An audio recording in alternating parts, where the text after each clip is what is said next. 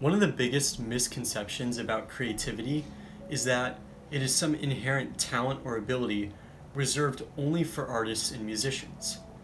However, the actual definition of creativity is simply the ability to create. It is the capability to make something new. But we live in a world inundated with competing ideas, art, and innovations. How do we create something new? The answer is by finding your voice. The problem is, telling people to find their voice often turns them away. It sounds like a tired cliche, reserved for the creative genius. The truth is, that's a myth. Creativity requires no genius, just the right mindset.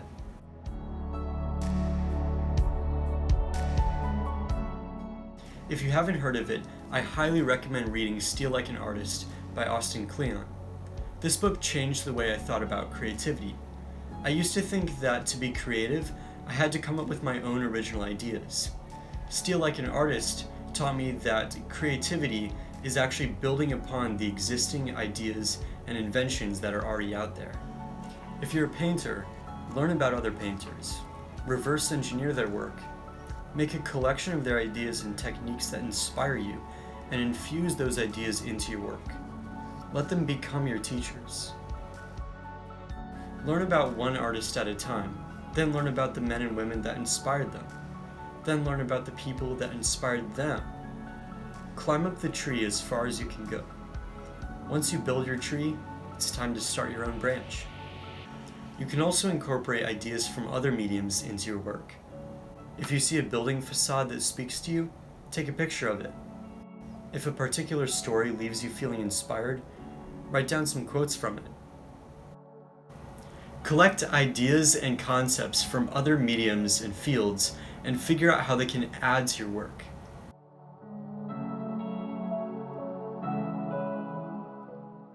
Another medium you can use to inspire your work is painful experiences from your life.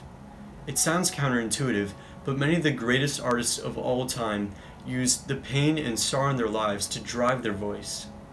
The English poet John Milton dealt with arthritis, went blind, experienced the death of his wife and infant daughter, and then wrote Paradise Lost. Largely considered to be one of the greatest poems of all time and the masterpiece of his career. Everyone has experienced some degree of pain or hardship. Let that pain fuel your work. Figure out how to incorporate it into your creative process.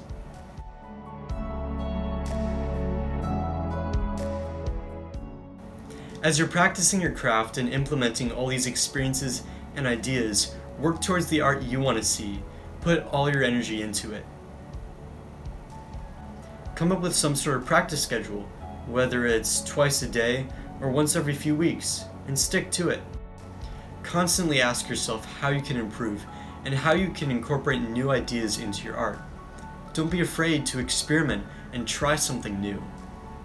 Surround yourself with others who are more talented and more knowledgeable than you, whether that's in person or through the internet or through books.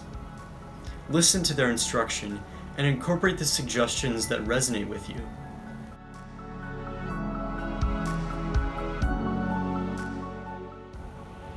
The most important thing of all is that creativity is for everyone. It is the act of making something new and worthwhile, something that remixes what's out there into a novel idea. These tips apply to engineers, mathematicians, psychologists, architects, accountants, doctors, anyone. Get out there and start learning and doing.